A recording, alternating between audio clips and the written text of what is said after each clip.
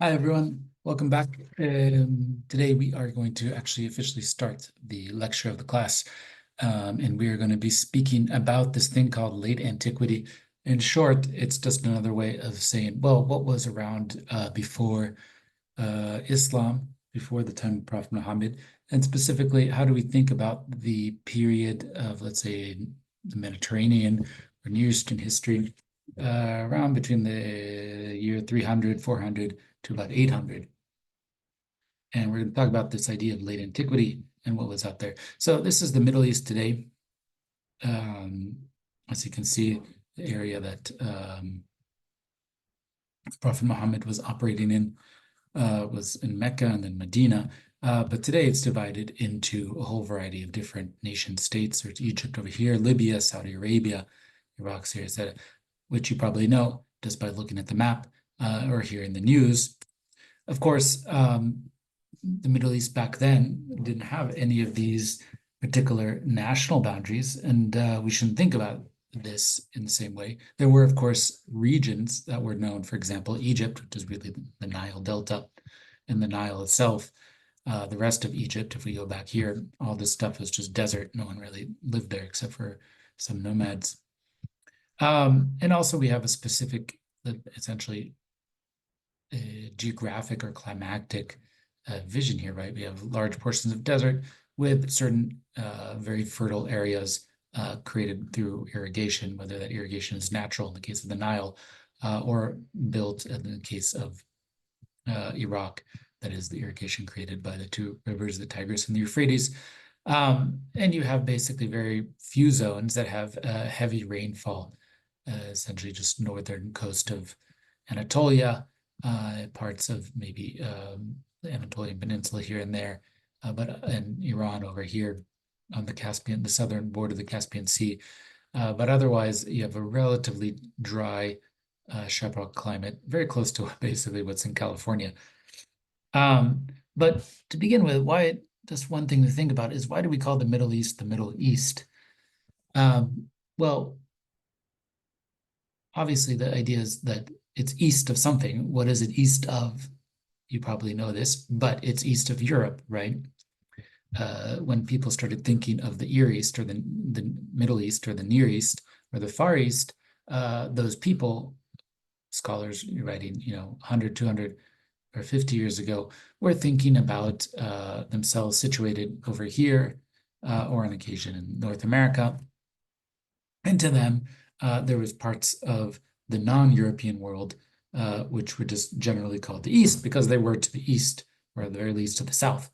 And they kind of split those up into different parts of the East, right? So the Near East was basically North Africa, Morocco, and sometimes also essentially the Arab lands, Turkey, Iran, etc. The Middle East is another term used more frequently. Started, I think, more commonly being used under American foreign policy discussions in the 1940s and 50s, but basically means the same thing as the Near East, but it also includes kind of Iran and Afghanistan. And of course, there's some Far East, meaning East Asia. Now, some people prefer not to use those terms. One option is to think about the Islamic world, but of course, Muslims live in many different parts of the world. Even if we just look at Muslim majority countries, not thinking about all the places where Muslims live, for example, France or in South Africa. If we look at Muslim majority countries, the vast majority of the Muslim population is not even in the Middle East, right? The most populous Muslim nation is Indonesia, followed by South Asia. There's more Muslims living in India than there are living in the entirety of the Arab lands. And so here, Islamic world doesn't really fit. The same with Arab world, because the Arab places that, if we're just thinking of places that today identify as Arabic speaking, if we go back to this map and look at it, so we have, Libya, Egypt, Saudi Arabia, Iraq, Syria, etc. These are places where Arabic is spoken, though each one has its own different colloquial tongue. But this doesn't include, for example, Turkey, where people speak Turkish, Iran, where people speak Persian, and a whole variety of other little local languages or minority languages spoken by different places. Also, there's places that you wouldn't think speak Arabic. For example, Malta. If you were to actually look at Maltese, it is basically spoken Arabic, written in a Latin alphabet with a bunch of Italian and some English in it. So if you're trying to speak about this Middle East area as a whole, Arab world, Islamic world doesn't quite fit. Sometimes I find the term Middle East just more useful, even though it is Eurocentric. One reason is just because it's just convenient, and if you just put aside the Eurocentric history of it, it still basically denotes an area to some degree united by Muslim majorities and a shared culture that arose out of what we'll see as Islamic civilization. But there's other ways of thinking about it too. One way of thinking about all of this is also another term which sometimes you'd use called like Swana, which is Southwestern Asia and North Africa. But that's just, I think it's too long and too weird. And it's kind of silly to decide that, okay, this part over here, Anatolia and Palestine and Israel, etc., is part of Asia, and over here is Africa. It's better to think of this general region as a sort of united whole, and to some degree, it did often work politically and culturally as a unit sometimes. Now, we'll get into different ways of breaking it up, but let me just say that for now, I'm going to talk about this as the Middle East, and that's what we use. I hope that's not a problem. One last point is that, again, even though we call this is kind of to some degree denoted or united by Islam or Muslim majority societies, there's still a lot of non-Muslims in the Middle East. It's been decreasing in recent years, but even if, for example, Egypt is still 10 to 15% Christian. The same could be said to large parts of Lebanon, Palestine, Syria, and previously Turkey and other parts. So there's always large, and of course in Israel today hosts a large group of percentage of Jews, most of whom were previously one or two generations before living in the Middle East. So again, the Islamic world doesn't quite fit the bill to describe this region. But in the end, what we really are talking about, what this class focuses on, is this idea of the birth of Islam and how ultimately and almost randomly and unexpectedly, a movement to create a monotheism in the middle of relative nowhere over here in Mecca and Medina, in a place called the Hijaz, emerged and ultimately created, one, a united empire, but two, also a larger Islamic civilization based on a shared discourse in Arabic, and with it a lot of other ideas and beliefs. But what we're really going to try to get to is the question of not only just how did it start, but what we'll see is just how quite different Islam was in these first centuries. And in fact, what it meant to be Muslim in the first or 2 centuries of Islam was actually radically different than what it means to be Muslim today. Now, this obviously makes sense. Being Christian in the time of Christ was a very different thing than being Christian 400 years later during the reign of Justinian. Just like it was different from what it meant to be Christian in 1950. Or what it meant to be Jewish in the time of the Israelites versus being Jewish around the time of Christ, or being Jewish today. Religions change, their beliefs change, their practices change. And so what we're trying to get at is basically, what did it mean to be Muslim? What was it to be Muslim in the first century or two? And as we'll see, it was actually quite different than what you might expect.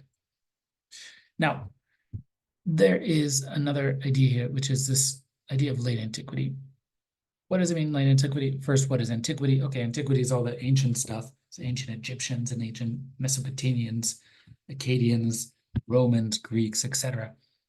But what is late antiquity, and how does that fit into? Well, the problem that historians had is what to think about this period that basically is defined by the end of the Roman Empire. So we know the Roman Empire started around, like, say, 200 BC. and it continued in different ways for a long time, but its probably height was, until about 400. Of course, it continued elsewhere as the Byzantine Empire, when the capital shifted to Constantinople and the majority of the population was Greek-speaking.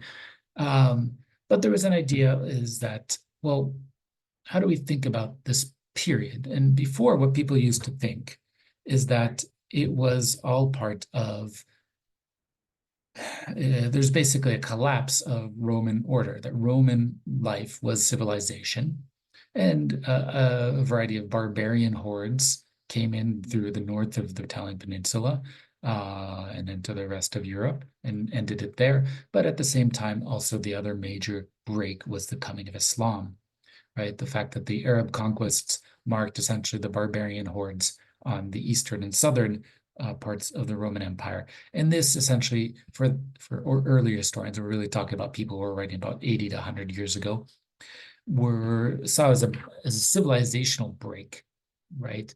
That Islam comes in and basically we don't have history anymore. We don't have antiquity. We just have a religion, which in their period was thought of as irrational and bleak. So to give you one example of what people were looking at is they were trying to understand back in the day, again, this is from a work that was about 80 years old. Until recently, it was common to think of something called a Roman city versus an Islamic city. Right, so the Roman city, if you know anything about Roman architecture, it is a grid pattern. So the reason why we have grid pattern streets in our cities today is because we are basing them in the 18th or 17th century. It was decided that it was best to try to recreate the Roman form of cities and to have grids. And that grid pattern basically had a central horizontal street going through the center and then a vertical street. And it met in the middle in a large square called the Agora. It's again a recreation of basically Greco-Roman city planning. And there might be a palace off to the side. The Agora was the sort of central square for the city, right? Compare this to what seems to be the Islamic model of a city, in which you no longer have a grid pattern, right? You have all these little winding alleys that end and don't end. The streets aren't basically straight, they curve and they move around in different ways. There's no longer a clear grid, and the center of the city has often been taken over by a mosque. So earlier scholarship, and again, I'm talking about stuff that's now 80 to 100 years old, saw this as a sort of corruption of the Roman model, right? So the Muslims came in and they, lacking the mindset of the rational Romans, created irrational kind of curved cities rather than straight grid-like cities. Now, historians basically reject this now. This isn't the way we understand the transformation of cities. And as we'll see, as I'll talk about a bit later when we talk about the Islamic conquests, Roman cities were actually already changing during the late Roman period, well before the coming of Muslims. And one of the things that was happening is basically public space in the street was being taken over by commercial interests, basically individuals who are extending the storefronts into the street, changing the directional flow of city traffic, etc., for their own personal interests and claiming what was originally seen as public space for private usage.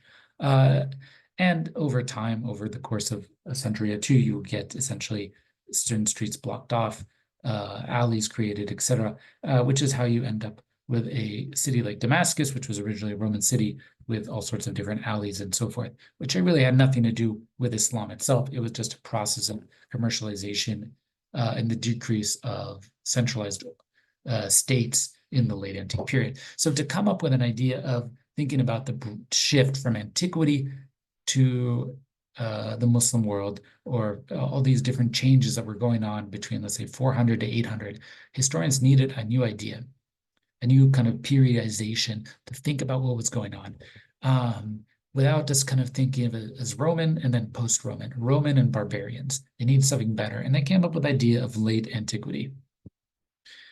Late antiquity is a temporal period, right? So it's, let's say, around between 400 to 800. But it also comes with certain shared cultural associations that we see similar things occurring in different parts of the Middle East and the Mediterranean. Whether we're looking in the Sasanians or we're looking at the Byzantines or we're looking ultimately in what some consider to be the primary example of a late antique religion, which is Islam. Now, let's figure out what was going on in the Middle East and the Mediterranean around the year 620. So 622, as we'll see, is the start of the Muslim calendar. That's when Muhammad, the Prophet Muhammad, left from Mecca and went to Yathrib, then eventually called Medina. And what we have is essentially this large area controlled by two major empires, right? So we have the Byzantine Empire, which here is seen as controlling basically all the Roman lands. Its capital is in Constantinople. It didn't really, I think, have any true hold on North Africa and the Italian Peninsula, but its center area was, again, Anatolia, the Balkans, Egypt, and Syria, Damascus, the Fertile Crescent. On the other side, you have the Sasanian Empire, which it had a capital in Ctesiphon, was, as we'll see, speaking a variety of different languages, but was essentially ruled by a Persian-speaking elite. Now, let's compare this very quickly, these two different visions have. So we have, in terms of language, the Byzantines were speaking primarily Greek. That was the language of the church. That was the language of the government. That was the language of most of the people, and anyone educated probably knew Greek. So if you were living an educated person in Egypt, you were speaking Greek of some sort. But if you were living, for example, in Damascus or on the borders, etc., you might be speaking Syriac or Aramaic, basically, which one dialect is Syriac. And there's other local versions, Coptic, which is essentially the ancient Egyptian language updated, which isn't still written, but not spoken anymore. And it's the language kind of spoken by Coptic Christians, or Orthodox Christians living in Egypt. Armenian, which is another language of the Christian community, spoken by Armenians and essentially the Caucasus. In most of the Byzantine Empire, which again is just the Roman Empire, was divided it was Christian. But there was a lot of big splits within the Christian community, often over weird questions of the nature of Christ, these big theological questions, whether Christ has a dual nature, he has a human and a godly nature. Is he just godly? Is he just human? And if so, how does it work? Is there a Holy Trinity or not? All of these things apparently motivated everyday people to take on theological positions in a way that was quite odd. And this led to a sort of split amongst the Christian population within the empire itself. So I think most of the ruling class of the empire, etc., insisted on diophysites. I believe that Christ had two natures, a divine and a human one. Whereas in the Near East, basically Syria, in the area of Greater Syria, there were monophysites. I believe that Christ had one nature, one human nature.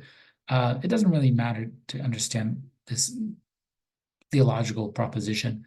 The point is that there was a lot of tension between Christians. Monophysites were generally persecuted, not treated well by the government. One of the reasons why they're living on the edge of the empire is because it was harder for the Byzantine government to persecute them and to try to change their ways. At the same time, there's also Jews, different communities of Jews living all over the Byzantine Empire.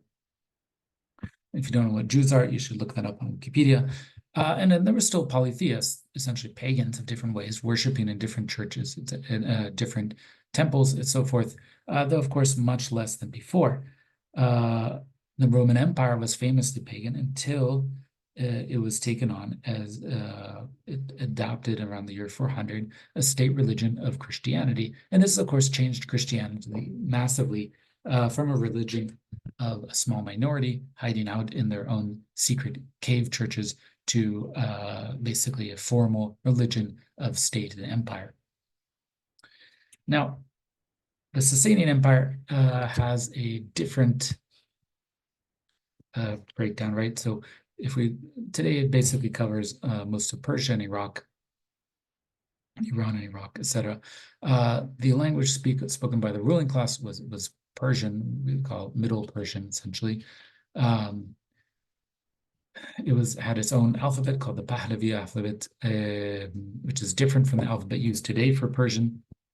And within that, though, there was a large, most of the actual people living in what essentially the capital region over here are actually speaking Aramaic. And again, Aramaic is a Semitic language kind of related to Arabic and to Hebrew, but with its own alphabet.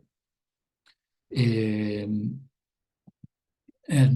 is what the language of basically Jews and Christians living all over in this region was in general.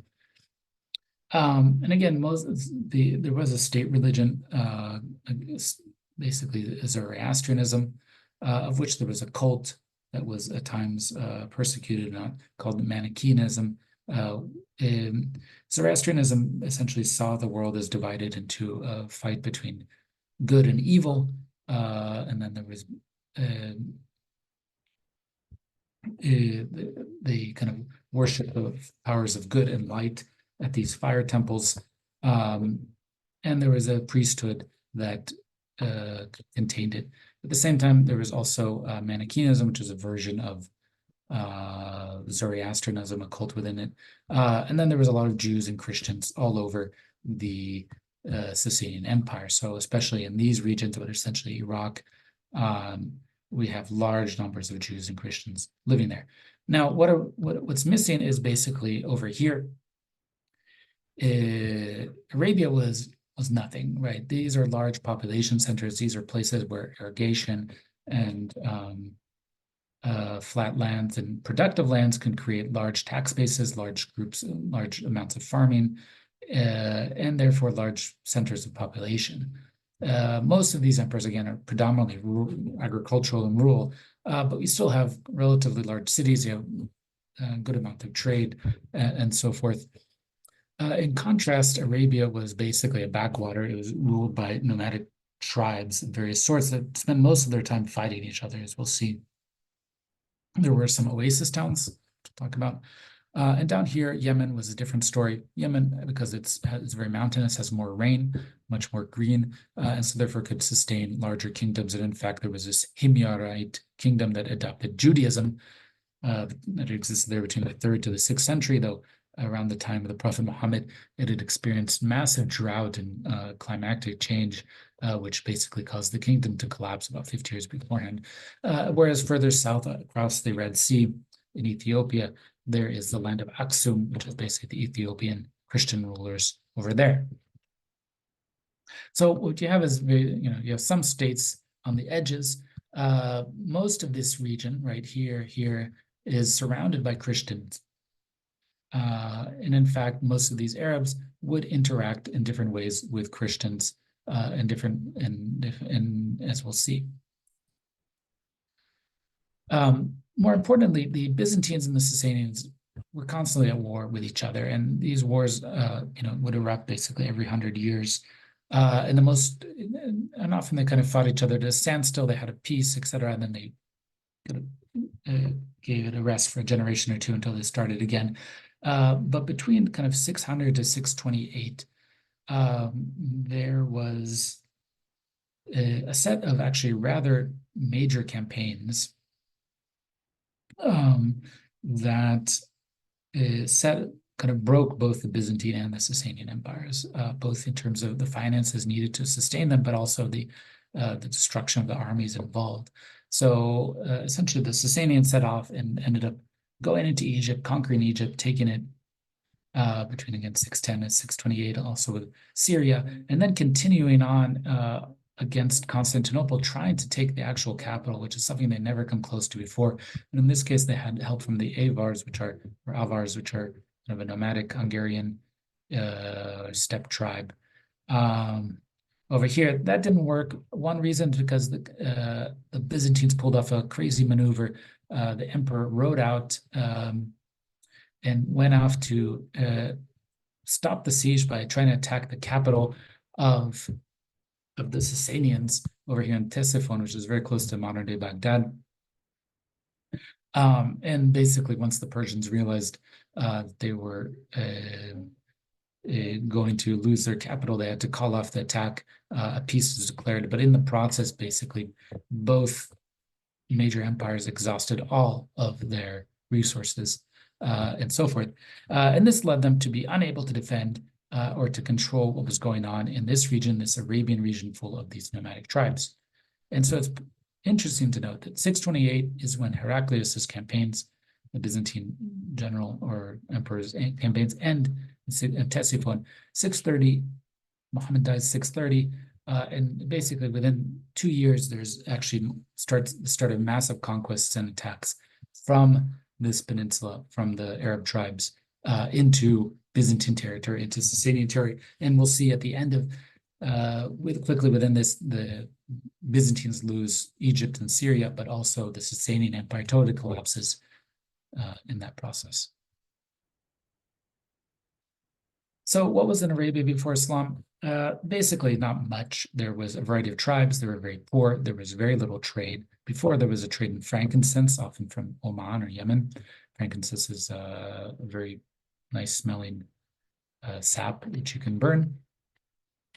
There was other stuff before. And in fact, one of the most interesting parts of archaeology today is looking at pre-Islamic Arabia. Not during the time of the Prophet Muhammad, but about 200, 300 years before, it was clear that there was at least some substantial temples, states, something going on. And increasingly, we're finding more and more inscriptions, more and more ruins, etc. Throughout here, mostly around this part, around Petra. Petra is in Jordan, but this area here, you find some significant structures. Most of this area is desert. There's a very big desert here. There's some, oasis towns here where you can actually farm, and these were farmed by different tribes, some of them Jewish, some of them non-polytheistic. There were Christians that occasionally came in as traders, etc. But for the most part, you basically have polytheists and Jews hanging out here. Why Jews? Because one, there was a Jewish kingdom over here in Yemen, but also because Jews had kind of migrated and established themselves in these different oasis towns in general. In the towns themselves, let's see if I have a picture of this. So this is, for example, some of the new stuff they're finding, Qariyat al-Faw. So there was actually rather significant villas and certain types of, let's say, infrastructure being built in Arabia around the 3rd, 2nd century. Some of these places were quite well off. There is again, always a richer, more productive Arabia Felix, which is Yemen. But this part was the deserty Arabia, which at this period didn't have much. There was some leather trade given to producing animal pelts for the leather of Roman soldiers. But otherwise, there's not really much. You have a variety of tribes that are essentially fighting with each other. There's no state. As we'll see, the whole world of power and authority is devolved entirely to the tribe. And one of the things you can see is that there would be probably an oasis town where you would have date cultivation and a variety of other vegetables that could be grown, which would be traded with the more nomadic tribes. Within these larger cities, again, we're talking about probably a few thousand people at most, you would have a sort of safe space, a sanctuary space called a haram, that would be used for trading, in which generally it was considered you were not allowed to kill people or conduct crimes in, right? And each of these towns was usually controlled by one tribe in particular. This tribe would have numerous subgroups, but generally it was one tribe